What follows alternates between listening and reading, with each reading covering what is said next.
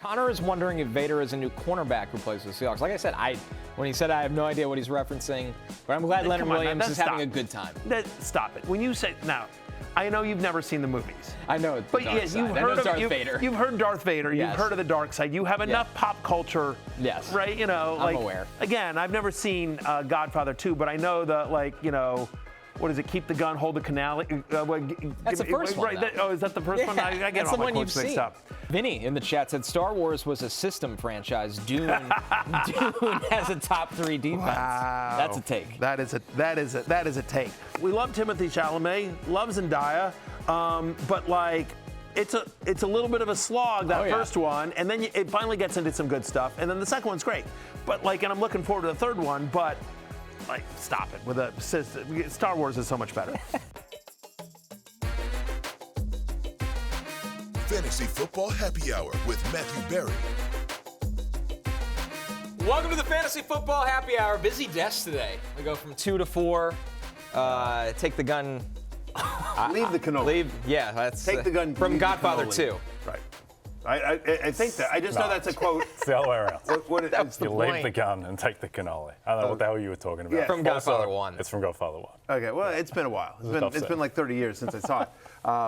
But I just like the fact that the idea that Star Wars is a system quarterback is highly insulting. Highly insulting. And yet it's so much vindicated. So much better movie than Dune as a franchise. Dune takes a lot of inspiration, I think, from Star Wars. Oh, yeah, sure. But Dune part, the first part is rough. There's a lot of exposition. That was what I said. The first 40 minutes and nothing happens. They should have. I don't know how they got through the editing room. You got to put that in the bin and start again. Dune Part 2 though is magnificent. Yeah, it's fantastic. I'm looking forward to Part 3. Yeah. Raise the Flag says Barry only knows eat the cannoli. Yeah. That was the part of the line I focused on. Yeah. For absolutely sure.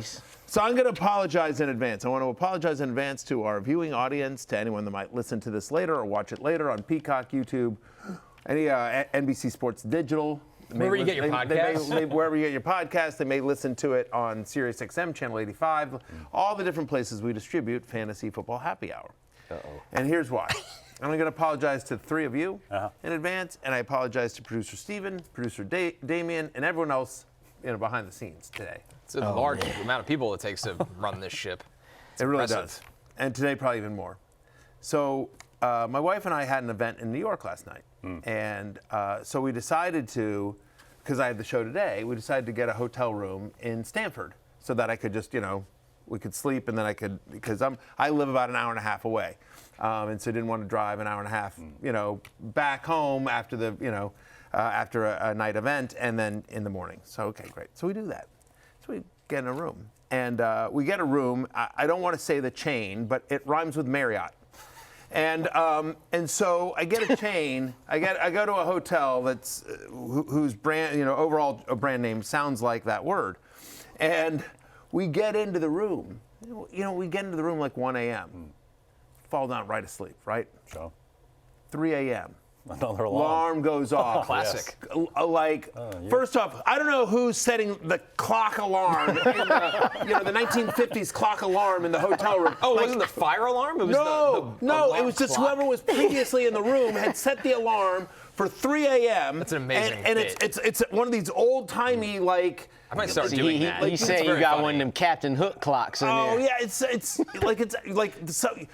use your alarm on your phone. Get a wake-up call. But no, somehow they figured out to use this. By the way, and it's all dark. It's all dark, and so it's on my wife's side, and she's like fumbling around, and it's blaring. He's got it up to 10. It's like That's pretty good. That's what it sounds and like. that's exactly what it sounds like. I'm like, Beth, rip it out of the wall. Just unplug it, and we can't because it's like wired into the wall. You had to check out of the hotel, didn't you? It literally took us probably 15 minutes to get this thing off. And it's dark, and by the time, because you can't see it, the little alarm clock was all black, and so it's just like, and it's all dark, and so eventually we have to turn on the lights and look, and finally figured out 3:30 in the morning. And I do not sleep. From that time forward, I'm wide awake.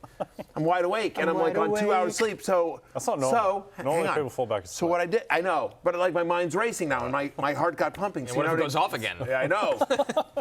So you know what I did, and by the way, whoever cleaned the room, like that's on them. That's something that should on be the checklist? That should be something that's on the checklist of the people that service the room. Make sure. It's like the James Cook fumble. It's on him.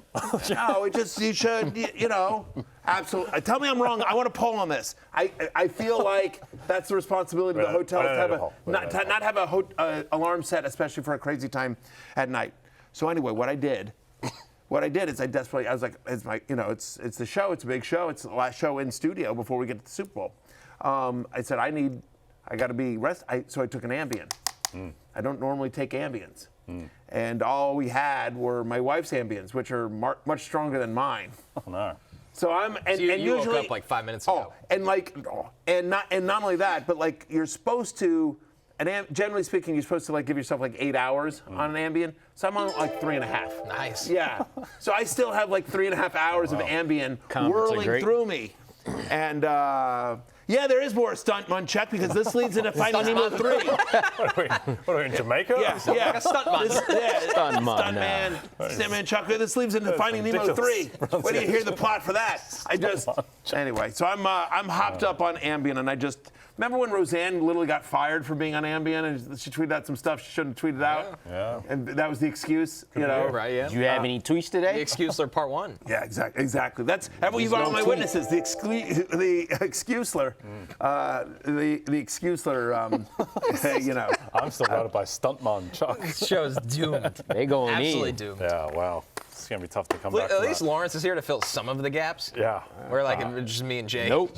I'm gonna be quiet and let was an Barry speak extraordinarily the rest long- because there is more. We just don't have time for. I know there is more. No, that was basically it. But you remember, like, Roseanne sent some, Roseanne had, like, she'd come back Look to at TV. you daydreaming right now. They'd had the big success, and then Roseanne sends, like, these kind of crazy, awful tweets, but claimed that she was on Ambien when she wrote them. I'm being told against the football. That's fair. I don't blame you. We will get to the Rotoworld Player news, latest coaching updates. Would you like some Ambien? No, I wouldn't be good for a host of a show. I don't know if I'd even welcome anyone in. I would just be sitting here sleeping Well, on how my about the shoulder. audience? We can just all get through this together. Yeah. I've actually avoided sleeping pills my whole life. Me too. Yeah. I'm never going to go down that path. I don't want to rely. Yeah. I sleep wonderfully. I do as well. I'm so every jealous night. of that. Yeah. I'm a bad sleeper. Yeah. I'm a bad sleeper. Do you reckon You it's knew that. because- You saw that in Philadelphia. Do you reckon it's because you one night. inject chicken tenders in your blood to stay alive? No, You reckon that's it? It's. I'm generally a bad sleeper, and then I wake up to go to the bathroom in the middle of the night, and as soon as now my mind starts racing, Right. constantly racing about I need to do this, I need to do that. Oh, I forgot to do this. I got to send this email, but. So, Broncos cover in 4.5. Yeah, things like that.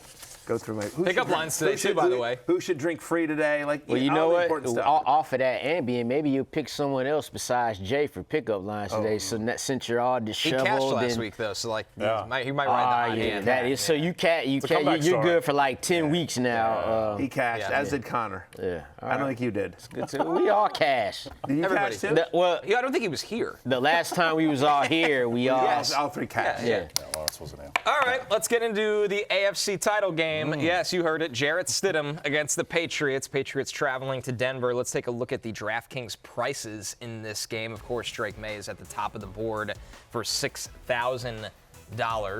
Ramondre Stevenson right behind him as well. And then R.J. Harvey, assuming Denver's going to want to run the ball a lot in this one, Matthew, although I'm not convinced New England's just going to allow that. I'm not either, and like there's a chance that he's splitting work. J.K. Dobbins has returned to practice, and so there's a chance that J.K. Dobbins is out there. I mean, like he's out there, and If not so now, when? Huh? If not now, If when? not, I mean, like.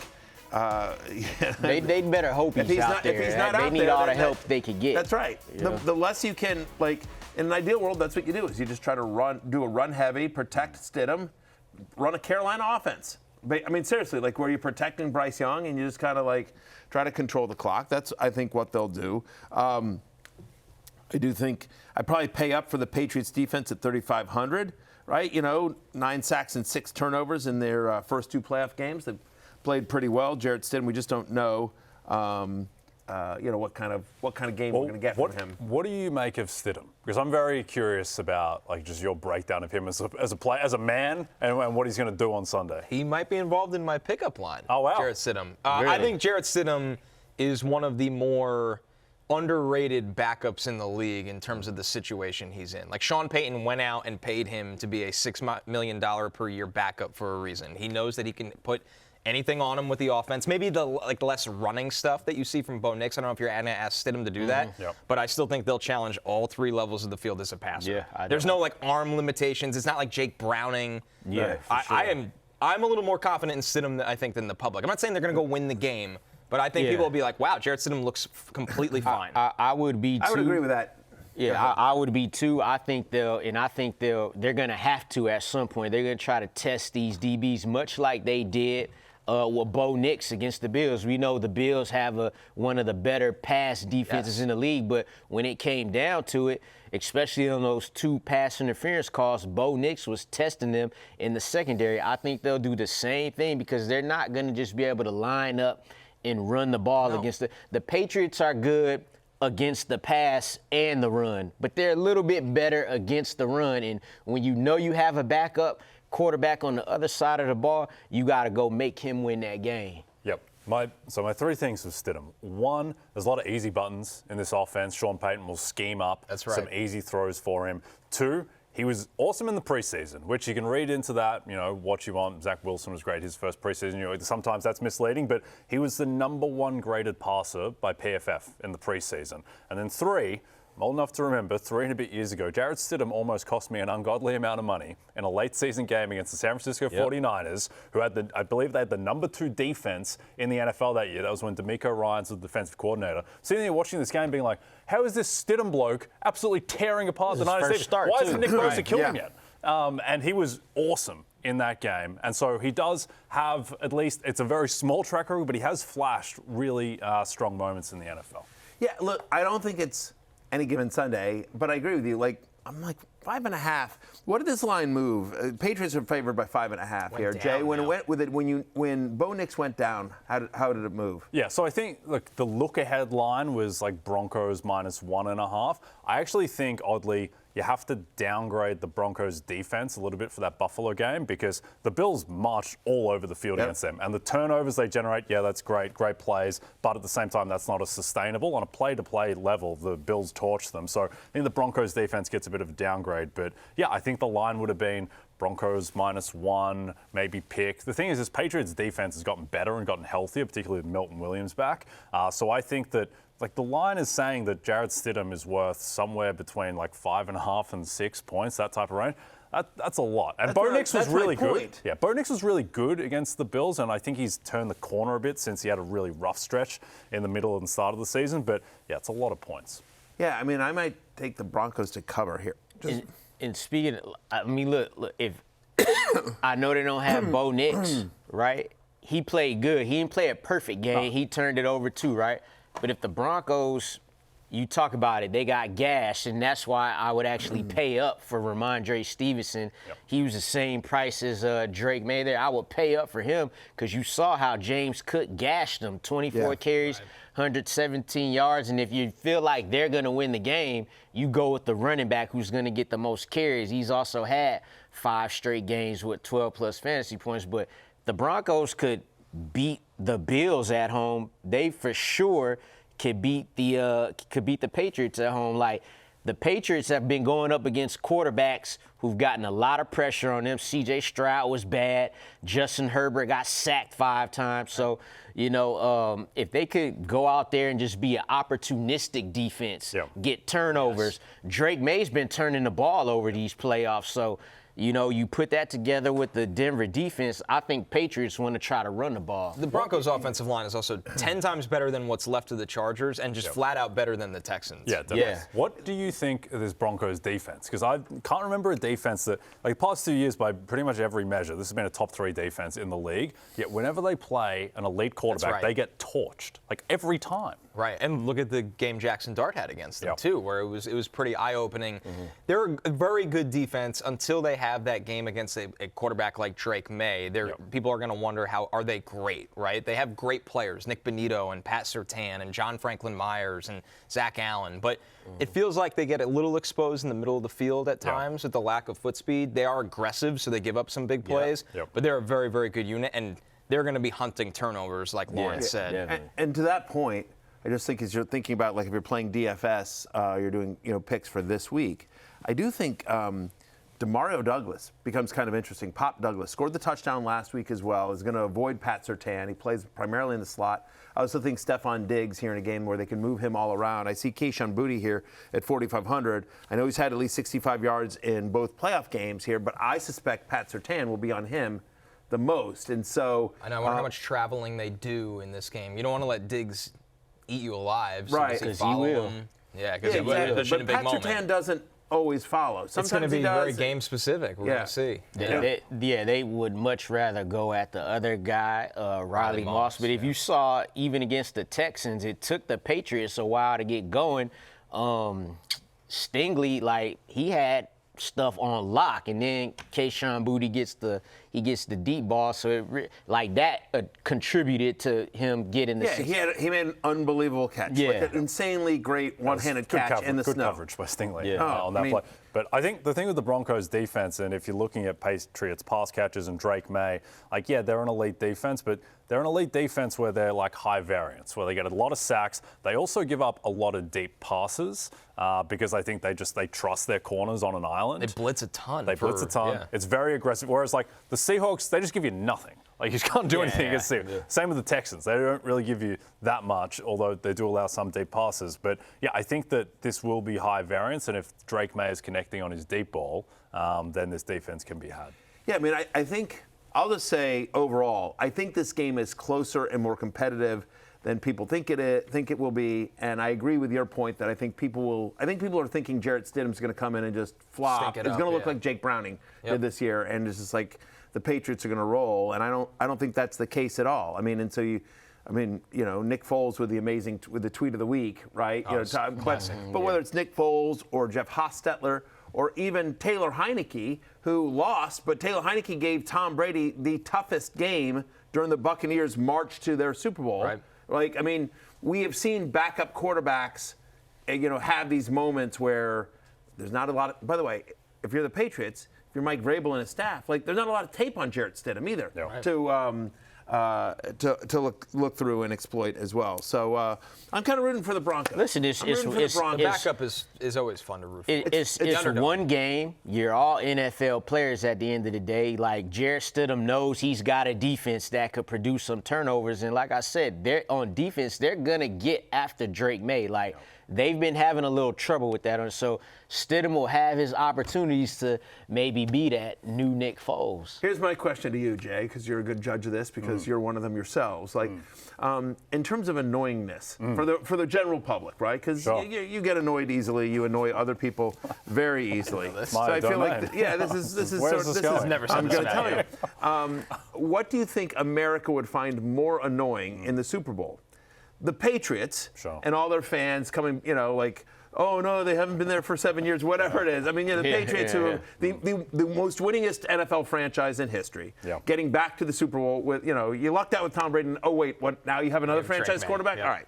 So and Boston fans are, not shy. Sure. Or the Broncos getting in and Sean Payton, who,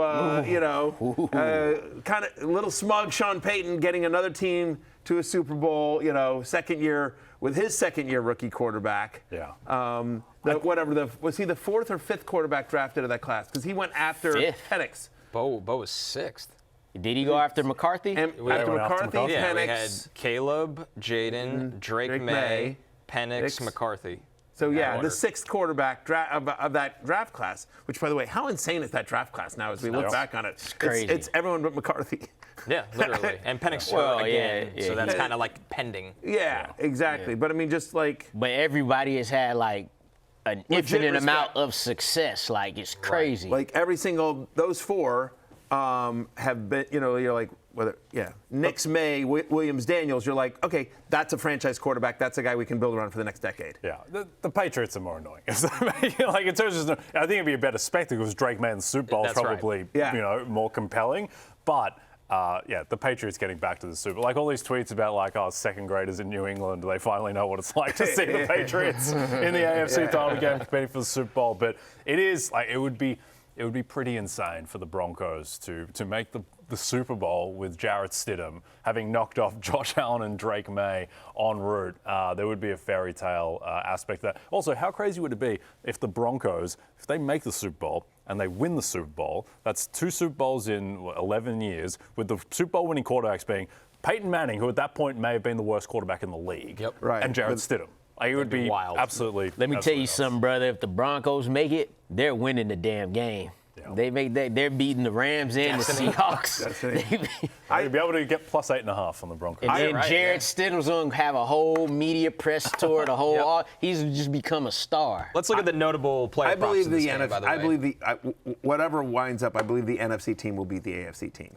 I prefer both NFC teams to both AFC teams. Seahawks and Rams, either of them will be 8.5-point favorites against the Broncos thereabouts, and then 3.5-point favorites against the Pats, depending on how the games unfold. Jay, you got some props for this game on the board? Yeah, let's take a look at the notable player props in this game. Jarrett Stidham, he's probably the most compelling character here from a prop perspective, set at 199.5. Connor might tell us about Stidham in pickup lines later. Drake May at 230.5. The May prop that I like is May. His longest completion over 35.5 yards, where this Broncos defense, they do allow you to take deep shots. We're sure, Josh Allen didn't complete any of the passes, but he took a lot of shots down the field. And just the nature of this defense is that they will leave guys on islands. They will put faith in Surtain to hold up down the field in coverage, etc. So I think Drake May, who has been statistically the best deep ball thrower in the NFL, I think he'll have a chance to get one deep. And then Ramondre and Travion, the 2 running backs, 48, 33.5. It's a little low for Travion Henderson, 33.5. He came off the bad game, so I think they're kind of overcorrecting for that. But I agree with you. On the road at Denver, I think they're going to want to run that. You can run on Denver. You don't think it's low for Ramondre, too? That's the one. He's crossed this easily in the 2 playoff games, and now it's 48. It's like, maybe that means they get back more to Travion Henderson. Yeah. But I think both numbers are too low. I think so, too. Yeah, we'll see with this Broncos rush defense, because statistically in the regular season they were awesome. Now they played teams like the Jets and the Trey Lance Chargers and the Chris Oladokin Chiefs, which are buffering those numbers. And James Cook, outside of the fumble, he did whatever he wanted on the ground. Whatever he wanted. We'll see there. But this is the type of game from a prop perspective, you want to lean into variance, because we can talk about Stidham. We don't really have any idea what he's going to be like. He has such a wide range of outcomes, and there's a lot of stories that can be told off of that from a prop perspective. Valiant Vincent said, give me R.J. Harvey's receiving prop no matter what it is. Shoot. I'm not sure about that, especially with J.K. Dobbins comes back and takes snaps away. I mean, I don't think he's going to take receptions away, but I do think he will take he'll take snaps away. I would actually, I understand the argument there, Valiant Vincent, but for me, I would say give me Cortland Sutton. I just think a backup quarterback is generally going to favor the alpha wide receiver, the number 1 guy there, especially because Pat Bryant banged up. Troy Franklin also banged up. So more narrow target tree, and then I just sort of feel like if you're the backup, your first read is likely always going to be 14, and you're just like, where's big Cortland Sutton? Okay, let me try to get him the ball. And that's what Jarrett Stidham has done in his start. Yeah, set at 51.5 receiving yards, Cortland Sutton. Don't mind Evan Engram, 21.5. If you're thinking that they're going to scheme him some, easy stuff, some completions over the middle. Yeah. Again, what was Harvey said at? He doesn't have a line yet because of the J.K. Dobbins uncertainty. Right, that makes sense. Yeah. But trying to avoid Christian Gonzalez. I do think the middle of the field is where they'll attack. Let's go to the NFC side. Of course, the Seahawks and Rams playing for the 3rd time this season. Puka Nacua, no surprise there seeing him for $9,000. And even as more mediocre Puka had been last week, he destroyed Seattle for 300-plus yards in 2 games this year. So this is a matchup for both him and JSN where you got to pay up the big prices, followed by, of course, Kyren Williams, Matthew Stafford, and Kenneth Walker-Lawrence, who had the massive game last week. That's another one you're going to have to pay up for. And funny enough, he's only $200 more than Ramondre Stevenson from the last game, and Ramondre Stevenson will be in the timeshare. There's no more Zach Charbonnet, so I still think that's a legit price right there. You got to feel as good about him as you do Kyren Williams, if not better, because you know for the Rams side of the ball, you're going to get some Blake Corum in there, so solid price there. But I actually like the Rams defense in this. 3 picks versus the Bears. Even though Sam Darnold lit them up the last time, 2 picks, 4 sacks. They're only $2,800. You go back to week 11 versus the Seahawks, 4 interceptions there too. So I think that's actually some value right there, the opportunistic Rams defense. Well, at least 18 quarterback pressures in both playoffs games so far. We have seen if Sam Darnold melts down under pressure in a big playoff game, it won't be the first time. Right, and he's banged up. So I'm with you there. I'm curious. I agree. I think Ken Walker at 6,200 is just an absolutely steal of a price. In 23 career games where he's gotten at least 18 touches, including the playoffs, he's averaging over 18 fantasy points per game. Just a stat that tells you what you know, which is when he gets work, he's really awesome. No Zach Charbonnet in this one. Kenneth Walker should get a ton of work. My question to you guys is that Jackson Smith and Jigba, $8,000, had 20 or more fantasy points in both regular season games against the Rams, but quarterback is banged up. Or Puka Nacua, who's $9,000, but has a 34% target share in the playoffs, went 12 for 225 and 2 touchdowns against these same Seahawks in week 16. So I'm curious which, you're probably only if you're constructing a roster, it's going to be hard to get both those guys in the lineup. Are you paying up the extra $1,000 for Puka, or do you rather JSN at the lower price but a little more risk? So the one thing with Puka is that one, there's no Davante Adams in that game against the Seahawks. 2, it did go to overtime. If you take overtime out, it was only like 180 yards and a touchdown. Rubbish game from Puka. But I am a little concerned about Stafford, Connor, because he has not looked, to me, since the first Carolina game, he has not looked like the quarterback that he was the first 3 months of the season. I thought he was terrible against Chicago. I think he had 11 off-target throws. That's the most he's had as a Ram. He had a 42 PFF grade. He just didn't look. And the fact that they didn't throw it on 3rd and 10 at the end of the game, that showed you that McVay didn't seem to believe in his quarterback either at that point. And you go back to the Panthers game the week before the Parkinson touchdown at the end, he was 0 for 11 throwing outside the numbers. Yeah, so, and Parkinson had made an unbelievable catch to bring in that great catch.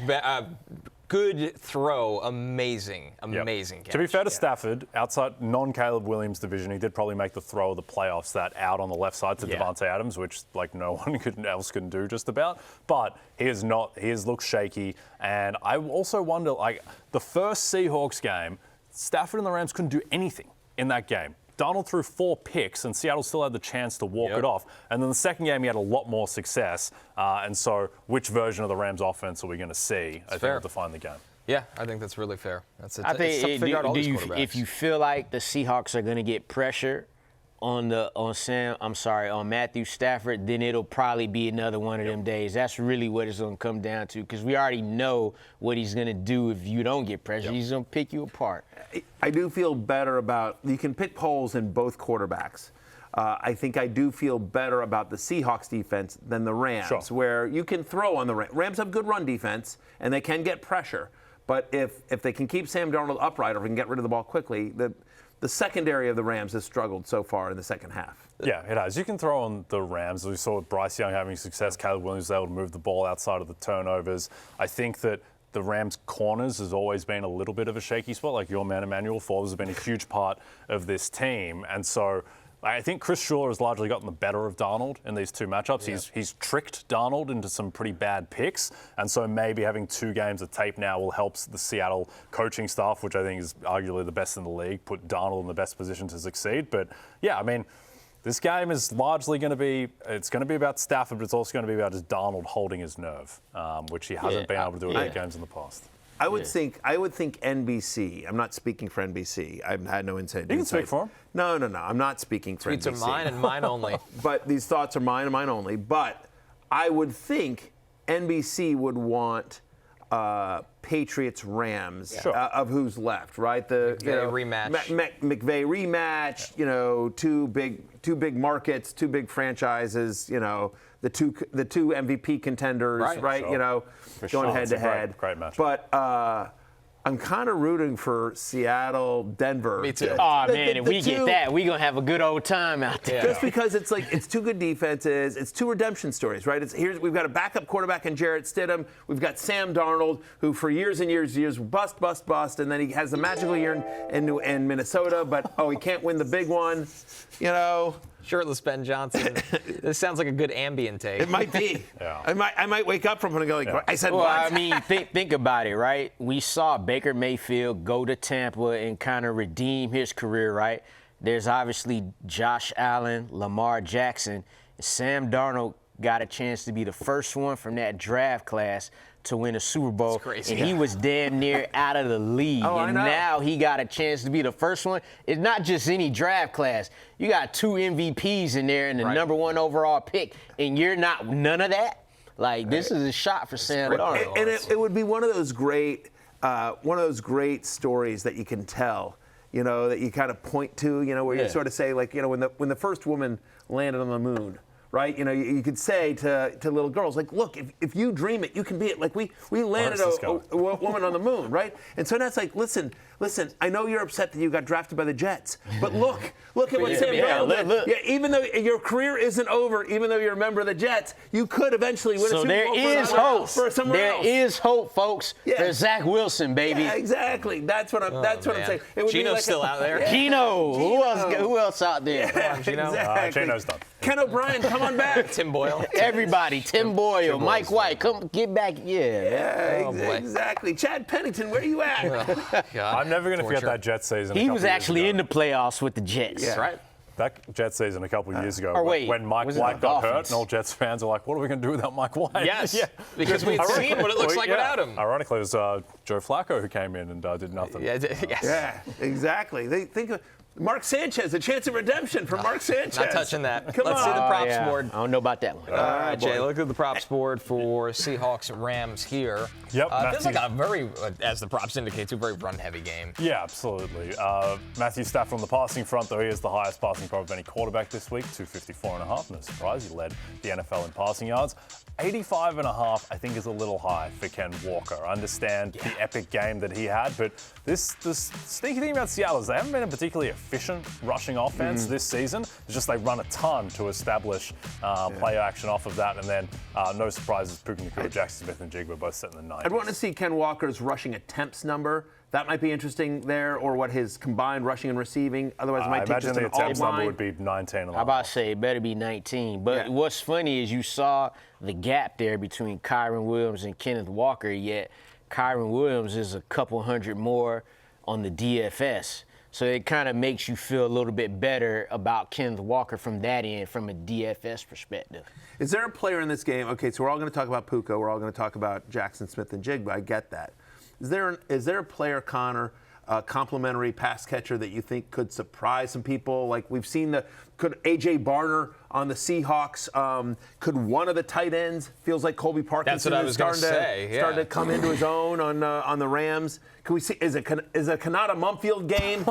You know? Yeah. Is Jake Bobo going to become who a do you star? feel like there? What about Rashid Shaheed? That's what what I was thinking. What if the Rams just say, we are, and I remember you bringing up that Brian Flores did this, like, we are not letting Jackson Smith and Jigba beat us today. We could lose this game. We're not letting him go for 110 and 2 touchdowns.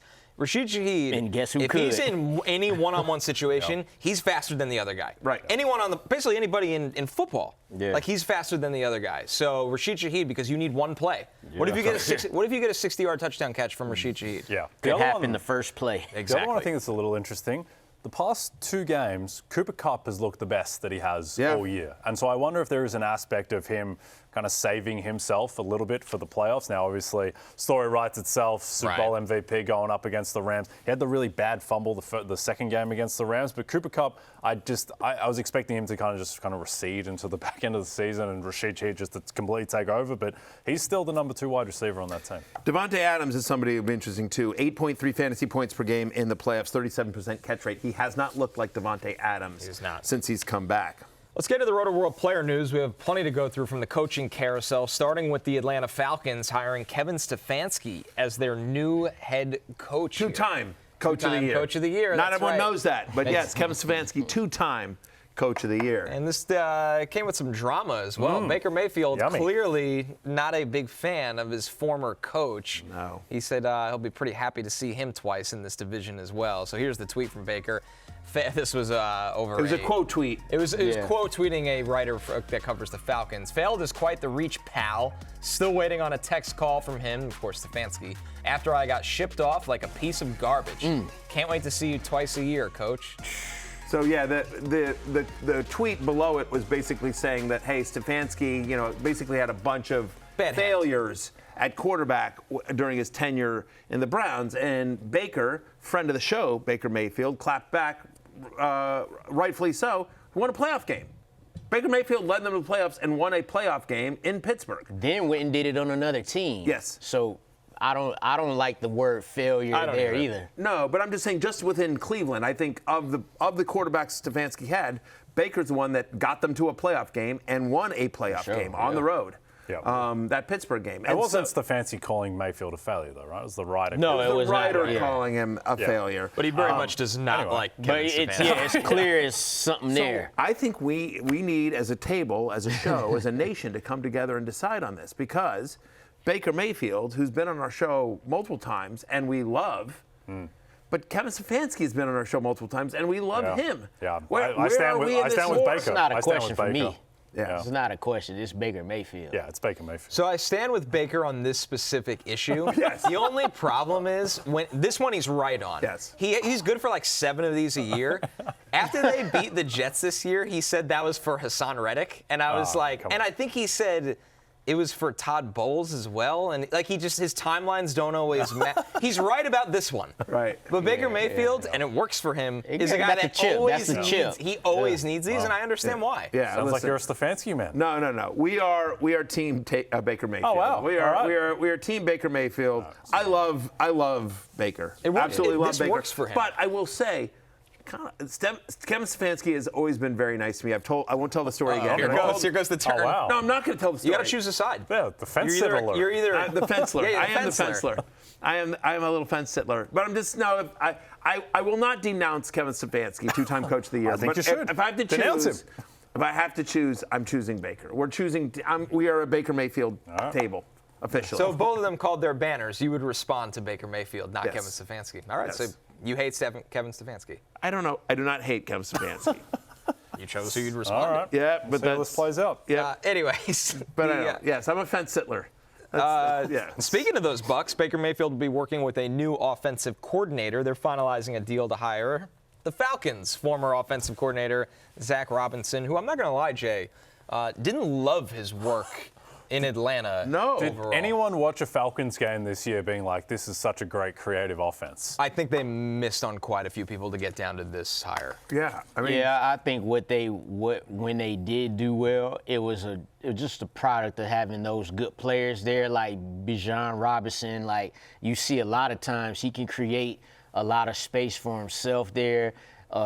Drake London, when he played the first half of the season, he made great plays, and then Pitts came along during the end of the season. But yeah, watching you never was like, damn, this Falcon. But Michael Penix and Kirk Cousins, they humming. You never thought that. Sure, but how much of that is due to the fact Michael Penix and Kirk Cousins, right? I mean, because you can make an argument like that offense, just to play devil's advocate here for a second, he's the first guy to get Kyle Pitts unlocked. Right? I mean, Pitts had a great year. Pitts had his best year of his NFL career. Drake London, to your point, when he was out there, very productive. He got hurt for a lot of the year, right? And for all of our frustrations around the goal line usage for Bijan Robinson, the fact is Bijan still had an amazing year, and he got real production out of Tyler Algier. So, I mean, given the pieces that he had to work with, I think he was able to do something. I mean, keep in mind there were stretches of the season where it was like his number 2 receiver or even his number 1 wide receiver was Ray McLeod. He didn't have Darnell Mooney for the first 6 weeks. That was a huge issue for sure. He didn't have Darnell Mooney for 6 weeks. Like, again, I'm not sitting here saying Zac Robinson is great. I'm just saying, like, it's hard to sit here and go like, well, he was terrible with the Falcons. When you're like, he wasn't terrible. Like the Falcons moved the ball. The question is just whether you think Penix and Cousins are better quarterbacks than what they showed, and I don't know that I'm convinced of that. Well, Kevin Cousins especially Stefanski sort of looked about to confident see. down the stretch. Towards the end, he did. My biggest issue is specifically with the Penix time is that, like, when you honed in on what he was good at, it's throwing the ball down the field off of play action. Yep. And when you filtered out when they did that, the Falcons were great at it. Yep. But for some reason, he never leaned into it. Yep. And I just don't understand. You drafted a quarterback. In the pros, he was very good at throwing the ball down the field off play action. And you had the sample of that week after week, and you just said, we're not going to lean into it. It just seems very rigid. Like, every time they get to the goal line, it's outside zone runs every single time. It's just like, it doesn't seem to be a lot of Stefanski will do malleability. that play action. He'll get to that. That's, yeah. Kevin Stefanski's the best play action play caller, I think, in the NFL. It'll be a big upgrade down there for them in Atlanta. Be really, really good. So yeah, I don't know that this is a great news for people that dynasty managers of like Bucky Irving, right? You know, when you thought about Hamid Algier, like, could you see more Sean Tucker if he's back, or Rashad White, one of those guys? Right. Like, one of those guys will be back. You get a lot of receptions for Bucky if it's anything like Robinson was. It's interesting. Did they move on from Josh Grizzard, or did Grizzard leave? They moved on. They moved on. Yeah, they Got moved it. on. Some more news. The Dolphins hired Packers defensive coordinator Jeff Hafley, the former head coach of Boston College, as well. But speaking of those Dolphins, more important in the fantasy world, and this is a big one. Adam Schefter reports former Dolphins head coach Mike McDaniel, who was one of the hottest offensive coordinator candidates of this cycle, for sure, is expected to take over the Chargers offense. And the guy next to me was pretty excited about that for his ride or die. I mean, I think he is as good a run play caller as there is in the NFL. No doubt. Right? How he designs a run game is, and so you get a talent like Amarian Hampton, who was a first-round pick. Devon Achane, as much as we love him, third-round pick. So certainly scouts coming into the NFL thought much higher of Amarian Hampton, and so are they different players? Of course, Hampton doesn't have the explosiveness of Devon Achane. He doesn't have the speed, but he's a pretty good pass catcher for a guy his size. He doesn't need to come up the field. He's a good run blocker, and in theory, you get Alt and Slater back for next year. Yeah. I just think that's what I just think Amarian Hampton to the moon. You should pick him again. Yes, I'm gonna. I actually like really applaud. Yeah, you're like, you know what? Everyone's gonna. Yeah. I'm back in. Yep. Yeah. By the way, I could go back to back. I could go back to the well. You're buying the dip. Yeah, I'm buying the dip. But anyway, I do think if Mike McDaniel is coaching Amarian Hampton and that offense, I'm pretty excited. I'm in. All right, our last bit of news here. The Titans hired former 49ers DC and Jets head coach Robert Saleh. I think Titans fans are all happy. It's just not Matt Nagy, who is no longer the Chiefs offensive coordinator either. His contract expired there. I think Saleh, if Brian Daboll doesn't get the Buffalo job, Saleh will push hard for him to be his OC. I think he's got a real shot, which is great for Cam Ward. Brian Daboll, Cam Ward, that's a combination we'd all develop Josh Allen, develop Jackson Dart. Yeah, yes, makes a lot of sense. That makes a ton of sense. What do you think of Saleh here as a this is an important move for Saleh because you only get two head. Yes. It didn't work out in New York. He went back, had another great year as a defensive coordinator. So now he's getting another shot. But if this doesn't work out, this is what happened to Josh McDaniels. Josh McDaniels got 2 shots at being a head coach, and now he's done. 2 of his mistakes: stopped calling the defensive plays, which he has said was a mistake, and he will do for Tennessee. That's great because he's great at that. The second thing is bringing in an experienced offensive coordinator. We don't have that official yet, but if he gets someone like Brian Daboll, I'll be a fan of this hire. If he goes back to the, flip a coin, is this guy going to be good? Well, then I'd be concerned. He brings for Cam Nathaniel Hackett back in. This man won 7 games in back-to-back years with Mike White, Joe Flacco, Trevor Siemians, Boyles. Good for Robert Saleh. Yeah. We're taking our first break. When we're back and on our way out, Brian Hickman said, question, was Peacocky real or just an ambient haze dream? I've been wondering that. No one knows. Was it actually Rotopat in that costume? It's absurd. We're answering more of your biggest off-season questions after this. It's like... Today, I consider myself the luckiest man on the face of the earth. As I squeeze this Peacocky, I ask myself, how have I arrived at such a place? Is this a fantasy? Did I black out drinking free at happy hour? Maybe. No, an evil Jay whispers. You've earned it. Preseason odds of 80-1, the voluminous McNuggy jinx. Never shaving, we persevere, waking up day after day, placing that parlay, neglecting family, work, liver health. Suffering through terrible pitches. Spilled Coke and horrendous movie takes. Jay, Connor. And why, you ask, for this moment, to stand alone with my Peacocky. The most coveted award in all of sport. Thank you to Aloha Bricks and all the regulars and the entire Fantasy Football Happy Hour crew. We made it, and we did it together. All the best to you and your family. Regular One. Kidding aside, guys, thank you so much for letting us be part of the show. Best show on TV. Love you guys. All the best. What's on tap? Oh, Medici. Outstanding.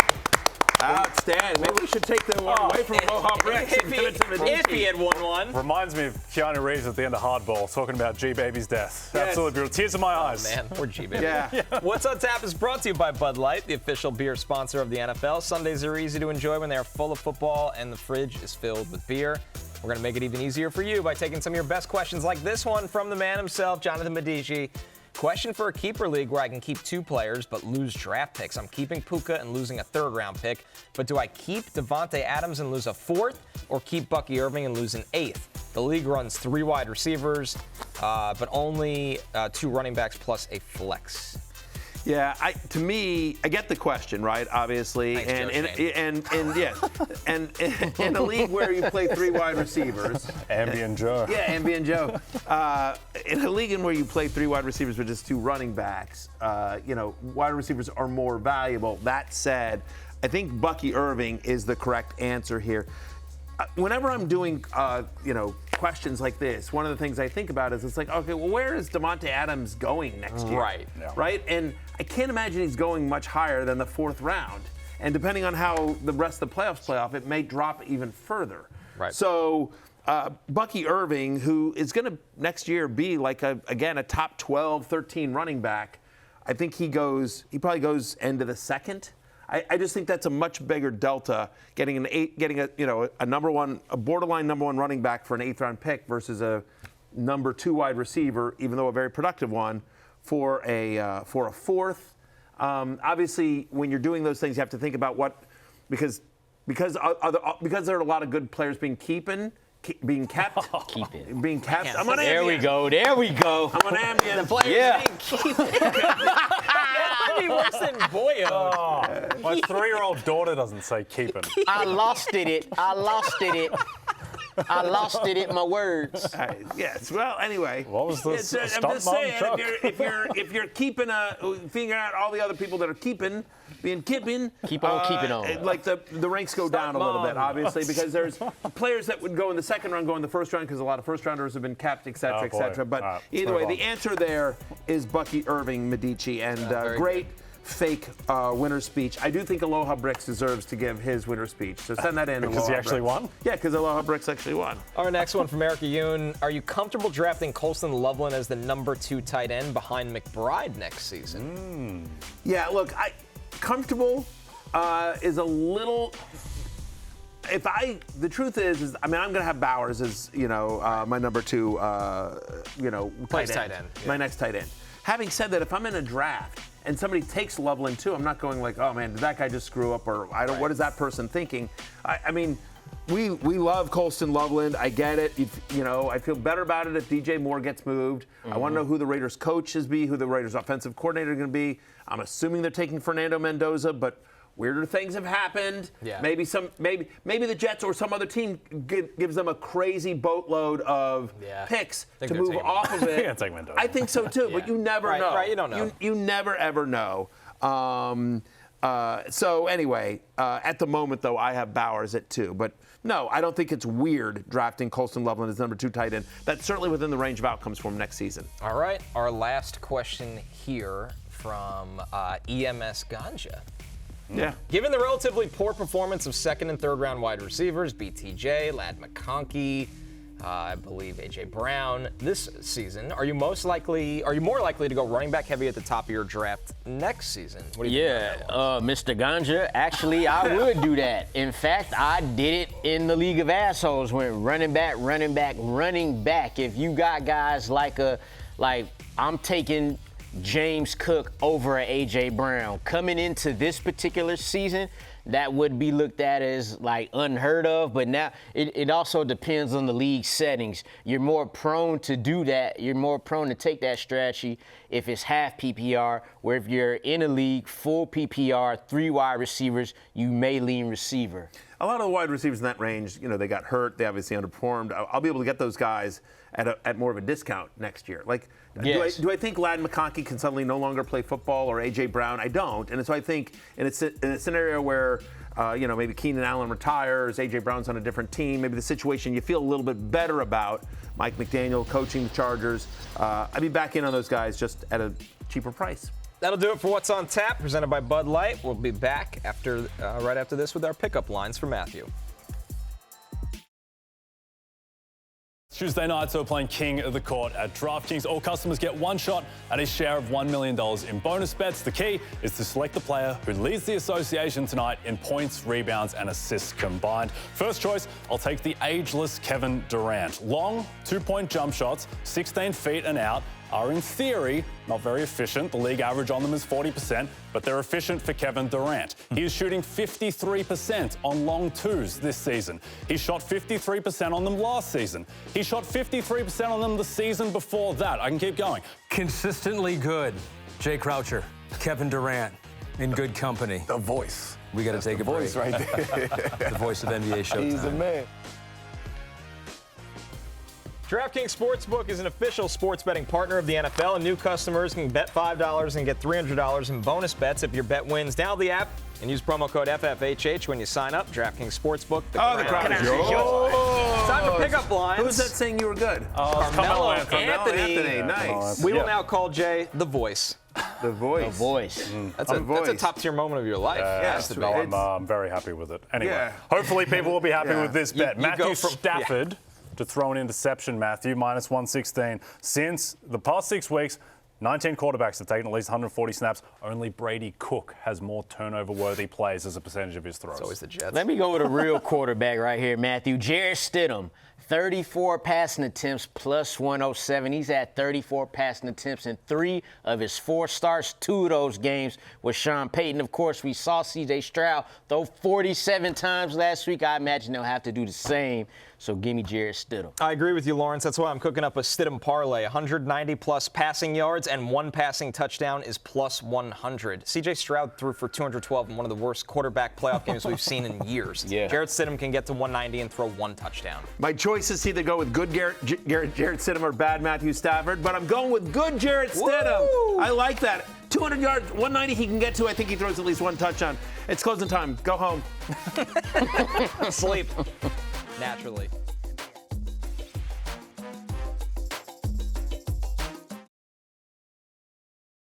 Hey, it's Matthew Berry from NBCSports.com and Rotoworld.com, and I want to thank you so much for watching whatever it is you just watched, or if nothing else, being too lazy to click out of the autoplay after this video started, after whatever it is you actually wanted to watch finished.